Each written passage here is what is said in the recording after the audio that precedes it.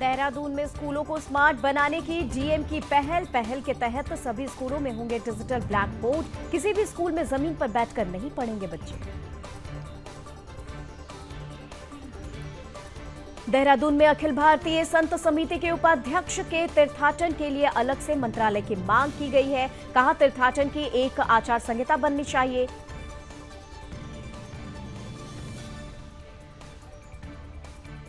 तिरुपति मंदिर में प्रसाद के विवाद को लेकर विवाद तेज। संत समाज ने धार्मिक स्थानों से सरकार के नियंत्रण को हटाने की मांग की। हल्द्वानी में भक्त प्रहलाद की करीब 1.25 फीट की मूर्ति टूटने पर हुआ जमकर हंगामा। हिंदू संगठन ने किया जमकर विरोध प्रदर्शन। शहरी अस्पतालों में डॉक्टरों की सेफ्टी पर प्रशासन अलर्ट। अवेयरनेस के साथ लगाए जा रहे हैं चेतावनी बोर्ड।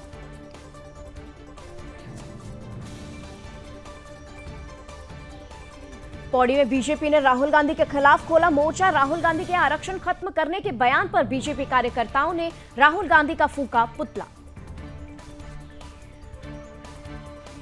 पौड़ी में संकल्प दिवस के अवसर पर लगाए गए विभागीय स्टॉल। इस मौके पर गणेश गोदियाल ने शिरकत की। ग्रामीण लाभार्थियों को दी गई योजनाओं की जानकारी।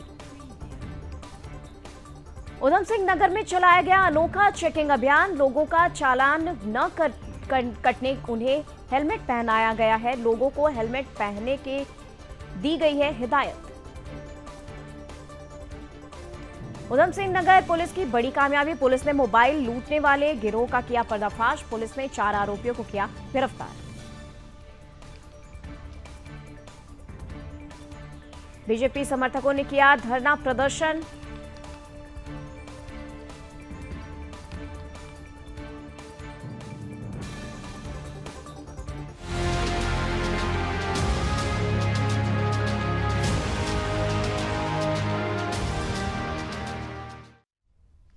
नमस्कार, स्वागत है आपका अपना उत्तराखंड में। मैं हूं आपके साथ निमित सिन्हा। चले इस वक्त की खास खबरों पर नजर डालेंगे और खबर जनपद उधम सिंह नगर के जसपुर कोतवाली क्षेत्र से आ रही है, जहां देर शाम प्रभारी निरीक्षक कोतवाली जसपुर जगदीश ढकरियाल के नेतृत्व में बाजार चौकी पर एक अनोखा चेकिंग अभियान चलाया गया, जिसमें बाइकों पर बिना हेलमेट पहनकर चलने वाले लोगों का चालान काटने और उन्हें हेलमेट पहनाया भी गया और हिदायत दी गई कि हेलमेट का उपयोग करें ताकि लोग सुरक्षित रहें। वहीं कोतवाल जसपुर जगदीश ढकरियाल ने बताया कि चेकिंग अभियान चल रहा है, लेकिन देखा जा सकता है कि यहाँ की जनता है और जो नवयुवक लड़के हैं वो हेलमेट नहीं पहन रहे हैं, जिसके लिए अभियान चलाया गया है, जिससे वह लोग आसपास के लोग जो है अपनी जान माल की सुरक्षा के लिए हेलमेट पहनेंगे। इसलिए चालानी कार्रवाई न करते हुए उनको हेलमेट दिया जा रहा है और लगातार ऐसी कार्रवाई जारी रहेगी और लोगों को जागरूक किया जाएगा।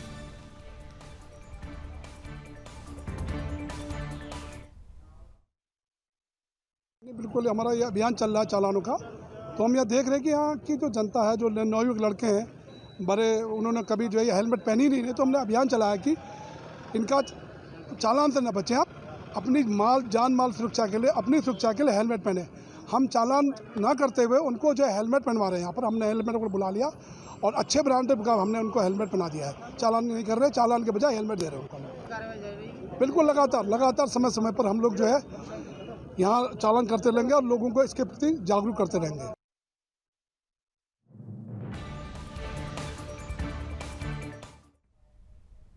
चलिए खबरों में आगे बढ़ते हैं और उधम सिंह नगर जिले के किच्छा में आधार कार्ड सेंटर पर अवैध वसूली की शिकायत के बाद एसडीएम ने छापामार कार्रवाई की है। वहीं किच्छा के तमाम लोगों ने एसडीएम कार्यालय पहुंचकर लिखित शिकायत दर्ज कराई है। उनका कहना है कि किच्छा में मात्र 2 सीएससी सेंटर हैं। एक सेंटर कई दिनों से बंद पड़ा है, जबकि बीएसएनएल कार्यालय स्थित सीएससी सेंटर में संचालक द्वारा खुलेआम अवैध वसूली की जा रही है। लोगों ने कहा कि सरकार द्वारा नया आधार कार्ड बनाने और आधार कार्ड अपडेट करने के लिए 50 और 100 रुपए का शुल्क निर्धारित किया गया है, जबकि केंद्र संचालक द्वारा 200 से लेकर 700 रुपए तक की खुलेआम अवैध वसूली की जा रही है। शिकायत के बाद एसडीएम कौस्तुभ मिश्रा और तहसीलदार गिरीश चंद्र त्रिपाठी ने मौके पर पहुंचकर सीएससी सेंटर का औचक निरीक्षण किया। निरीक्षण के दौरान कोई भी रजिस्टर मौके पर नहीं मिला और केंद्र पर पहुंचे लोगों को कोई भी रसीद नहीं दिए जाने पर एसडीएम मिश्रा ने केंद्र संचालक की जमकर फटकार लगाई। एसडीएम मिश्रा ने कहा कि आम जनता का उत्पीड़न और शोषण किसी कीमत पर बर्दाश्त नहीं किया जाएगा और जांच के बाद केंद्र संचालक के खिलाफ कार्रवाई की जाएगी।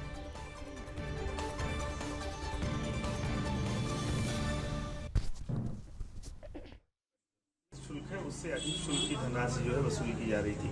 इसके अतिरिक्त अन्य केंद्रों पर इस प्रकार की भी समस्याएं आ रही थी कि जो लोग इंटाइटल्ड नहीं हैं, जिनका यहाँ पे रजिस्ट्रेशन नहीं है या जो यहाँ पे आधार इत्यादि काम करने के लिए किसी अन्य प्रकार के काम करने के लिए इंटाइटल्ड नहीं है, इस प्रकार की शिकायतें लगातार प्राप्त हो रही थी।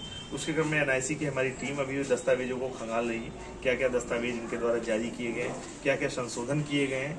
प्रथम दृष्टिया जो शिकायतें प्राप्त हुई हैं उसमें कुछ साक्ष्य सही शिकायतें प्राप्त हुई हैं, गंभीर हैं, उनको देखते हुए अभी इस पे जांच चल रही है। इसके उपरांत जो भी तथ्य सामने आएंगे उसके हिसाब से कार्रवाई। सर, 2 लोग अभी हाँ कुछ लोग यहाँ पे अतिरिक्त कार्य करते हुए मिले हैं। उनका कहना है कि एक व्यक्ति के पास सितारगंज में आईडी चलाने लायक है, दूसरे के पास खटीमा में आईडी चलाने रजिस्टर्ड है। बड़ी जांच का विषय है कि सितारगंज और खटीमा की आईडी में व्यक्ति यहाँ पे कैसे आईडी चला रहा है, इसकी विस्तृत गहन जांच की जाएगी और हमारी एनआईसी की टीम आ गई, वो जांच कर रही है। विस्तृत जैसे भी जो जानकारी प्राप्त होगी उसके बाद सर एक ही होने के कारण हम इसको सीज नहीं कर रहे हैं, सीज करने की कार्रवाई नहीं कर रहे हैं, क्योंकि जो भी दस्तावेज है वो इलेक्ट्रॉनिक है।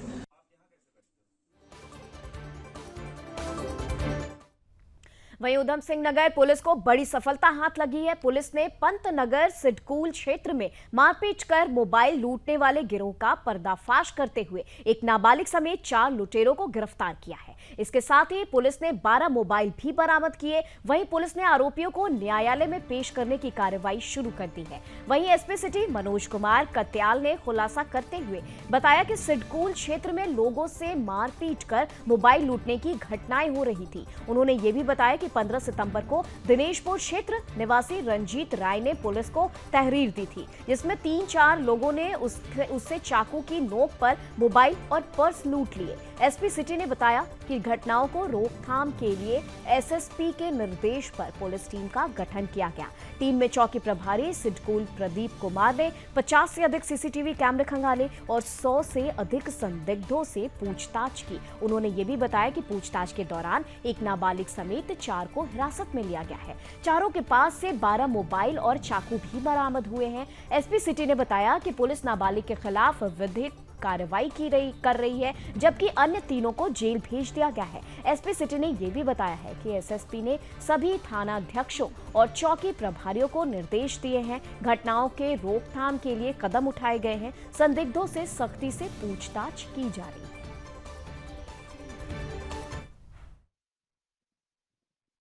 उधम सिंह नगर के जो औद्योगिक क्षेत्र है उसमें कुछ आपराधिक घटनाएं जो है मोबाइल स्नैचिंग की ये जानकारी में आ रही थी। इसके बाद दिनांक 15/9 को एक घटना हुई जिसमें एक व्यक्ति के साथ जो है मारपीट करके उसका मोबाइल, पर्स और आधार कार्ड इत्यादि लूटा गया। उसमें तत्काल हमने सुसंगत धाराओं में अभियोग पंजीकृत किया और उस घटना के अनावरण के लिए हम लोगों ने टीमों का गठन किया, जिसमें एएसपी/सीओ पंतनगर और साथ में एसएचओ पंतनगर और चौकी इंचार्ज सिडकुल, इनके नेतृत्व में टीमों का गठन किया गया था। इन टीमों ने बहुत ही प्रोफेशनल तरीके से काम करते हुए लगभग 150 से ज़्यादा इसमें कैमरे देखे और साथ में मैनुअल इंटेलिजेंस गैदर की, जिसके आधार पर टोटल 4 लोग प्रकाश में आए, जिनमें से 3 लोगों को आज सुबह अरेस्ट कर लिया गया है और एक विधि विवादित किशोर है जिसके विरुद्ध विधिक कार्रवाई की जा रही है। इन लोगों से टोटल 12 मोबाइल बरामद हुए हैं, जिसकी कीमत लगभग 4 लाख रुपए है, क्योंकि एक मिडिल क्लास के व्यक्ति के लिए एक मोबाइल बहुत इम्पॉर्टेंट एसेट है उसका, तो इससे डेफिनेटली वहाँ पर इन छिनैती की घटनाओं में कमी भी आएगी और हमारा प्रयास रहेगा कि एक सुरक्षित और एक अच्छा माहौल हम लोग सिडकुल में दे पाएँ। इसके लिए हम लोग लगातार प्रयासरत हैं।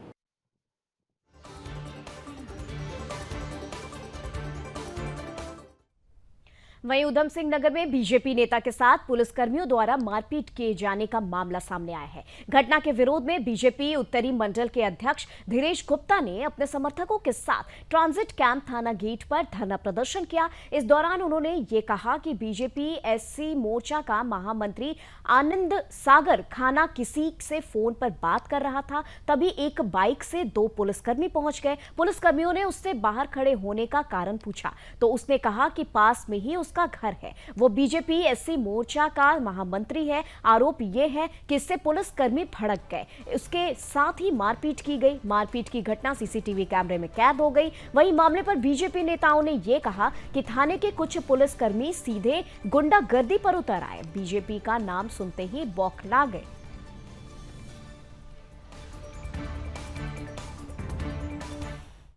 व्यक्ति के लिए एक उधम सिंह नगर के जो औद्योगिक क्षेत्र है उसमें कुछ आपराधिक घटनाएं जो है मोबाइल स्नैचिंग की ये जानकारी में आ रही थी। इसके बाद दिनांक 15/9 को एक घटना हुई जिसमें एक व्यक्ति के साथ जो है मारपीट करके उसका मोबाइल, पर्स और आधार कार्ड इत्यादि लूटा गया।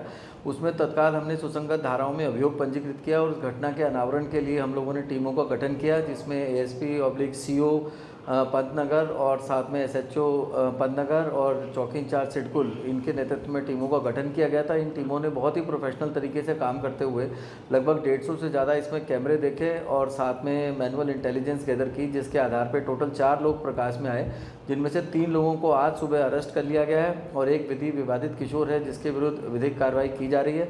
इन लोगों से टोटल 12 मोबाइल बरामद हुए हैं जिसकी कीमत लगभग 4 लाख रुपए है, क्योंकि एक मिडिल क्लास के व्यक्ति के लिए एक मोबाइल बहुत इम्पॉर्टेंट एसेट है उसका, तो इससे डेफिनेटली वहाँ पर इन छिनैती की घटनाओं में कमी भी आएगी और हमारा प्रयास रहेगा कि एक सुरक्षित और एक अच्छा माहौल हम लोग सिडकुल में दे पाएँ। इसके लिए हम लोग लगातार प्रयासरत हैं। दरवाजे पर खड़ा फोन पे बात कर रहा, फुटेज में दिख रहा है, उसकी भाभी उसके बराबर में खड़ी हुई है। ये जाते हैं उनसे घर जाने को कहते हैं, वो कहता है भाई साहब मेरा घर है यहाँ पे, मैं अभी चला जाऊँगा घर। तो कह रहे हैं तो जाता नहीं जाता, गाली गलौज करते हैं। तो कहता है भाई साहब मैं एससी मोर्चा का मंडल का महामंत्री भी हूँ, मेरे घर है, मैं खड़ा हूँ, चला जाऊँगा, कौन से रात क्या है। वो कहते अच्छा नेतागिरी कर रहा है, इससे धक्का देते हैं, फुटेज में दिख रहा है, उसको लात मारते हैं। उसके बाद अच्छा नेतागिरी, अब जब देखते हैं कैमरा लगा हुआ है वहाँ तो अलग साइड में ले जाकर उसे पीटते हैं। एक व्यक्ति घर पे खड़ा होना मुश्किल हो गया है। हम पिछले 1-1.25 साल से देख रहे हैं, कोई भी कार्यकर्ता जो बिल्कुल जिसमें कोई आरोप नहीं होता उसको जाके कहीं टुकटुक में निकाल के पीट देते हैं, कोई रोड पे दौड़ा पीट देते हैं, कोई दरवाजे पे खड़ा फोन में बात करा तो पीट देते हैं। इसका मतलब क्या है? भारतीय जनता पार्टी के कार्यकर्ता ही टारगेट क्यों है? मैं तो ये पूछना चाह रहा हूँ। और किसी पे कोई कार्रवाई क्यों नहीं हो रही? यहाँ इतने अपराधी घूम रहे हैं, इतने भ्रष्टाचारी घूम रहे हैं।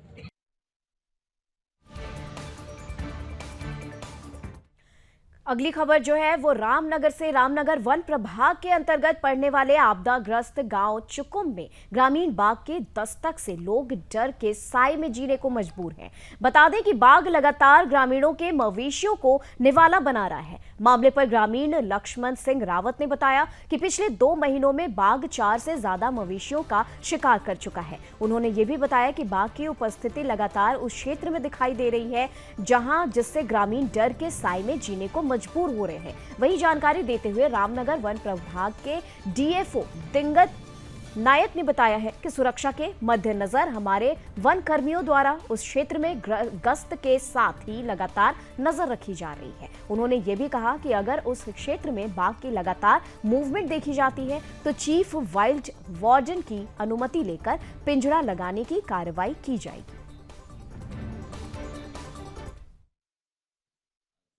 आज सुबह थाना कोटद्वार में एक शिकायत हमारे पास प्राप्त हुई थी, जिसमें ये बताया गया कि 2 व्यक्ति जो कि ठेकेदार के रूप में कार्यरत हैं, इन दोनों व्यक्तियों के द्वारा अपने लाइसेंस वेपन के साथ हवाई फायरिंग की गई है और जो पौड़ी कोटद्वार राजमार्ग है उसको बाधित किया जा रहा है, जिसका संज्ञान लेते हुए मौके पर थाना कोटद्वार व चौकी दोगड्डा से पुलिस पहुंची और इन दोनों व्यक्तियों को मौके से गिरफ्तार किया गया।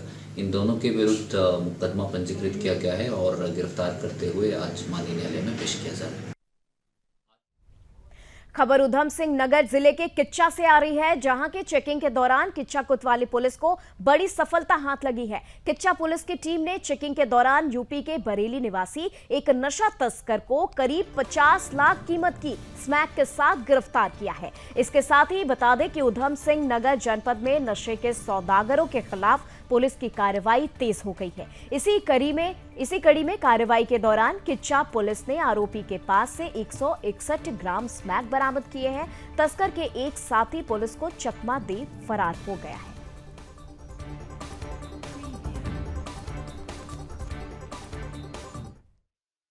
किच्चा इंस्पेक्टर को कल शाम एक सूचना प्राप्त हुई जिसमें कमल सिंह नाम का एक व्यक्ति नशे का व्यापार करने के लिए रुद्रपुर की तरफ जा रहा है, जिसमें किच्चा इंस्पेक्टर के द्वारा दीवान सिंह बिष्ट सब इंस्पेक्टर को लगाया गया, जिसमें इस कमल सिंह को गिरफ्तार किया गया। इसके पास से कुल 161 ग्राम स्मैक बरामद हुई, जिसकी अंतर्राष्ट्रीय बाज़ार में कीमत लगभग 50 लाख है। ये एक बहुत बड़ी खेप है जो उधम सिंह नगर में इस अपराधी के द्वारा ले आया जा रहा था। इसके आपराधिक इतिहास की भी जानकारी ली जा रही है और इसके साथ जो अन्य लोग थे उनकी भी जानकारी ली जा रही है। इसके साथ जो 2 और लोग थे जिसका इन्होंने नाम बताया, उनकी भी तलाश की जा रही है। जल्दी उन्हें गिरफ्तार किया जाएगा। इस बहुत बड़ी खेप को पकड़ने के लिए इस पूरी टीम को 2000 रुपये के इनाम की घोषणा मेरे द्वारा की गई है और डीआईजी महोदय को भी इनाम देने के लिए पत्र लिखा जा रहा है।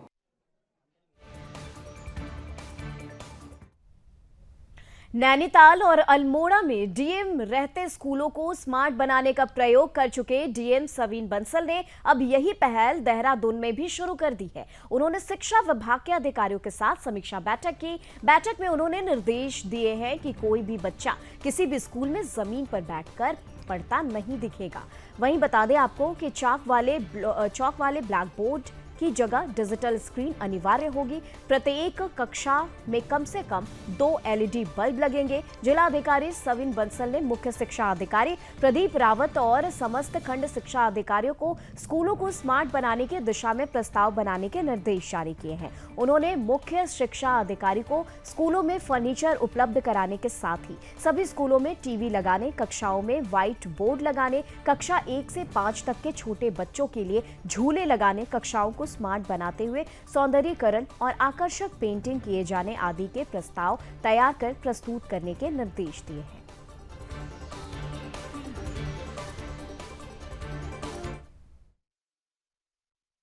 हमारे ऐसे कई फील्ड्स हैं जो कम्युनिटी ग्रुप्स ही संचालित कर सकते हैं, जिसमें एडमिनिस्ट्रेशन के एफर्ट्स को सप्लीमेंट किया जाना बहुत आवश्यक है। जो हमारे पब्लिक स्पिरिटेड ऑर्गेनाइजेशंस हैं, सिविल सोसाइटी ग्रुप्स हैं, उनका सीधा जुड़ाव रहता है सोसाइटीज़ से, कम्युनिटीज़ से, और उनको प्रॉब्लम का, क्षेत्र का अधिक ज्ञान होता है। उनका सपोर्ट लिया जाना, उनका फीडबैक लिया जाना और उनके रिकमेंडेशंस लिए जाने अत्यंत आवश्यक हैं यदि हम अपने प्रोजेक्ट को, अपने इनिशिएटिव को कारगर बनाना चाहते हैं। तो इसी उद्देश्य से कुछ ऐसे ऑर्गेनाइजेशंस को साथ जोड़ने की मुहिम चलाई जा रही है और आगे बहुत ही जल्द हम सभी ऑर्गेनाइजेशंस को एक प्लेटफॉर्म पर लाके एक सेमिनार भी आयोजित करवा रहे हैं, वो जो निरंतर रहेगा, जिसमें हमारी सोसाइटी से रिलेटेड, हमारे ज़िले से रिलेटेड जितनी भी प्रॉब्लम्स हैं, सामाजिक हो चाहे आर्थिक हो, चाहे जो हमारे हेरिटेज रिलेटेड हैं, कल्चरल हेरिटेज रिलेटेड कुछ मुद्दे हैं, तो वो लोग, वो ऑर्गेनाइजेशंस हमारे सामने प्रस्तुत करें, जिससे एक जॉइंट इनिशिएटिव के जरिए इन पर कार्य किया जा सके। ऐसे सभी ऑर्गेनाइजेशंस को, इंडिविजुअल्स को हमने चिन्हित किया है और जल्द ही उनका एक ब्रॉडर प्लेटफॉर्म पर लाके सेमिनार आयोजित कर रहे हैं।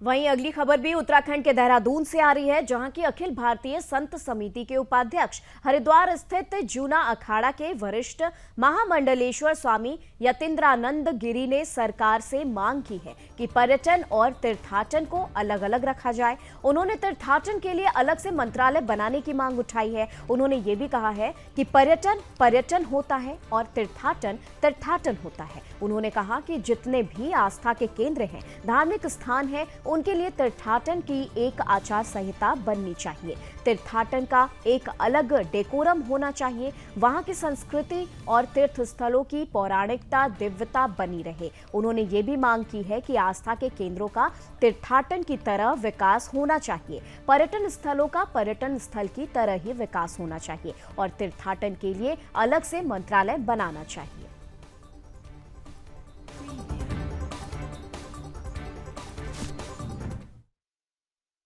बहुत दिनों से ये मांग कर रहे हैं और आज फिर मैं जूना अखाड़े का वरिष्ठ महामंडलेश्वर, राष्ट्रीय उपाध्यक्ष अखिल भारतीय संत समिति स्वामी यतीन्द्रानंद गिरी ये मांग करता हूँ कि देश के अंदर तीर्थाटन और पर्यटन ये दोनों अलग अलग होने चाहिए।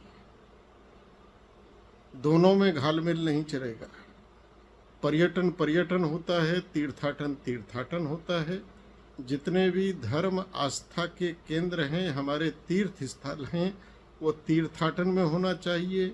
वहाँ की एक संस्कृति, एक संविधान, वहाँ का एक डेकोरम, वहाँ की कुछ आचार संहिताएं वो बननी चाहिए, जिससे तीर्थों का की जो दिव्यता है, पवित्रता है, वहाँ की जो पौराणिकता है, तीर्थों का जो महत्व है वो बना रहे। खबर बता दें आपको, आंध्र प्रदेश के तिरुपति मंदिर में प्रसाद के विवाद को लेकर संत समाज ने धार्मिक स्थानों से सरकार के नियंत्रण को हटाने की मांग उठाई है। उन्होंने कहा है कि आस्था के केंद्र जो ईसाई समाज के हैं वो ईसाई संभाले, जो मुस्लिम के हैं वो मुस्लिम समाज संभाले, जो हिंदू धर्म के हैं वो हिंदू समाज संभाले। वहीं अखिल भारतीय संत समिति के उपाध्यक्ष जूना अखाड़ा के वरिष्ठ महामंडलेश्वर स्वामी यतीन्द्रानंद गिरी ने कहा है कि देश के सभी मंदिरों और धार्मिक स्थानों में सरकार का कोई नियंत्रण न हो। उन्होंने ये भी कहा कि सरकारों का काम धार्मिक स्थानों के संचालन का नहीं है। सरकार को बिजली, पानी, सड़क, स्वास्थ्य, शिक्षा, न्याय, कानून व्यवस्था को संभालना चाहिए। सरकारों का काम देश प्रदेश की प्रगति और विकास करने का है। उन्होंने कहा कि मंदिरों के चढ़ावे और संपत्ति को उसी धर्म के लोगों के उत्थान के लिए खर्च करना चाहिए। आस्था के केंद्र का संचालन सरकार न करे।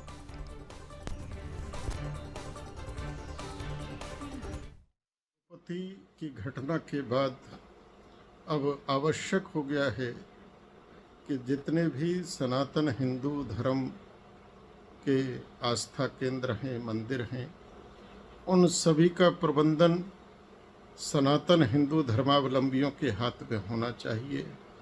सरकारों का काम मंदिर संचालन करने का नहीं है। सरकारों का काम है देश प्रदेश का विकास करें, सड़क, बिजली, पानी, शिक्षा, न्याय, सुरक्षा, इस पर ध्यान दें।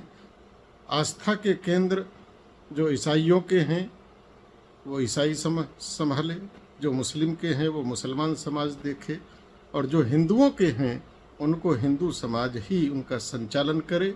सारे के सारे सरकारी नियंत्रण में जो मंदिर हैं वो मुक्त होने चाहिए, और मंदिरों में जो भी श्रद्धापूर्वक दान धनराशि आ रही है वो जिस धर्म की है, जिस समुदाय की है, उसी समुदाय की उन्नति के लिए, प्रगति के लिए वह लगनी चाहिए। सरकारी खजाने में नहीं जाना चाहिए। मंदिरों से सरकारी खजाने में जो धन जाता है यह बंद होना चाहिए। हमारी आस्था के केंद्र अब सरकार से मुक्त होने चाहिए।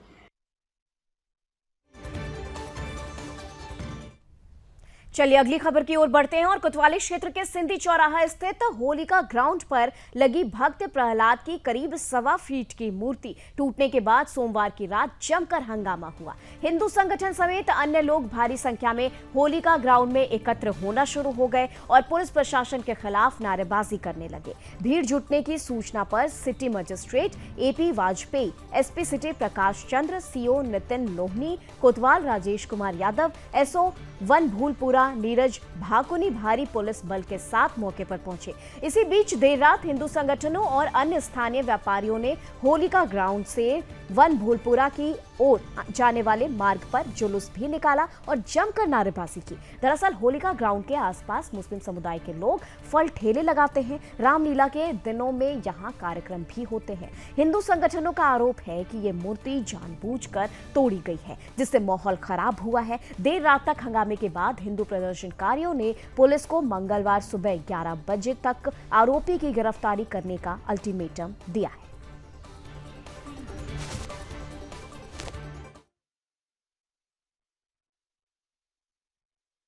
देखिए, अभी 8:30 बजे के आसपास एक सूचना मिली थी। उसके बाद से ही अभी पुलिस अपनी इंक्वायरी कर रही है। आसपास के जितने भी सीसीटीवी फुटेज हैं उनको देख रही है और ये प्रयास कर रहे हैं जानने का कि ये किस तरह से हुआ, क्यों हुआ है। बाकी अभी सिचुएशन नॉर्मल है। सभी लोग यहाँ पर आए थे, सभी से बात हुई है, स्थिति सामान्य है। सर, सीसीटीवी फुटेज भी कुछ खंगाली जाएगी आसपास लगे हुए? हाँ, वो कर रहे हैं। आसपास जितने भी प्रतिष्ठान हैं, भवन हैं या पुलिस के जितने कैमरेज हैं उनको देखा जा रहा है। ये कोशिश पता करने की जा रही है कि किस तरह से किसी शरारती तत्व ने या किसने इसको अंजाम दिया है। जैसे ही इसमें पुलिस आगे विवेचना करेगी और इसमें आगे कानूनी कार्रवाई की जाएगी। एहतियातन होली ग्राउंड और बाजार के आसपास फोर्स तैनात किया गया? हाँ, पुलिस बल तैनात किया गया है और सभी लोग शांति बनाए रखेंगे। सभी लोगों से बातचीत हुई है, अभी सब ठीक है, नॉर्मल है।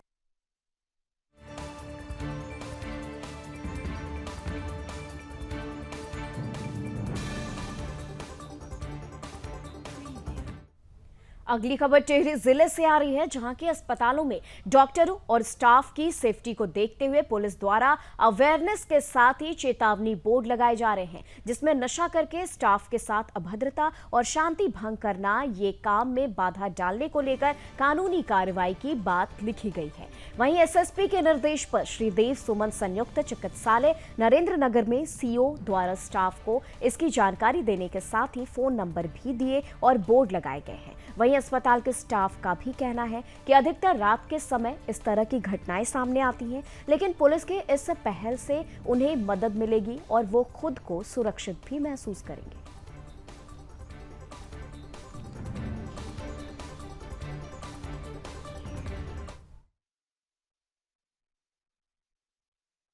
बहुत अच्छा कार्य किया गया है हमारे अस्पताल में, जो ये चस्पा लगाया गया है। इसके थ्रू जो भी हमारे घर जो नशे वाले व्यक्ति आएंगे वो पहले से अलर्ट हो जाएंगे कि यहाँ पर ये सब के लिए पहले से अलर्ट हैं। जो भी अभद्र व्यवहार किया जाता है उसके लिए जो हमारे जो भी यहाँ पे पी के जो भी गलत व्यवहार किया जाता है उसके लिए बहुत सहायक रहेगा कि जो भी आएगा वो पहले इस चस्पे को पढ़ेगा और जो भी अभद्र कार्य करने से पहले 50 बार सोचेगा। कोलकाता वाला जो हुआ था अगस्त में केस हुआ था ना, उसके बाद से शायद डीजीपी की पुलिस वालों को तो वहाँ से आया था नोटिस वगैरह कि हम हॉस्पिटल में जाके मीटिंग वगैरह करनी है। तो यहाँ पर भी पुलिस वाले एसओ सर वगैरह ये सब आए थे, इन लोगों ने हमारे साथ मीटिंग करी। उसके बाद काफ़ी निष्कर्ष निकलने के बाद ये हुआ कि इस तरह का एक बोर्ड लगाया जाए। काफ़ी लोग यहाँ पर ड्रिंक करके आते हैं, जो नाइट स्टाफ इवनिंग स्टाफ हमारे होते हैं उनके साथ बदतमीजी करते हैं, वो सब हमने मीटिंग में रखी थी ये बातें। तो उसके लिए सर ने हमें आश्वासन दिया था कि हम एक बोर्ड बनाएंगे इस तरह का। अगली खबर पौड़ी जिले से है, जहां बीजेपी तो चलिए इसी के साथ खबरों में लगातार ये सिलसिला जारी रहेगा, लेकिन यहां पर इस बुलेटिन में बस इतना ही। देश दुनिया की तमाम खबरों के लिए आप देखते रहें सुदर्शन न्यूज। दीजिए इजाजत, नमस्कार।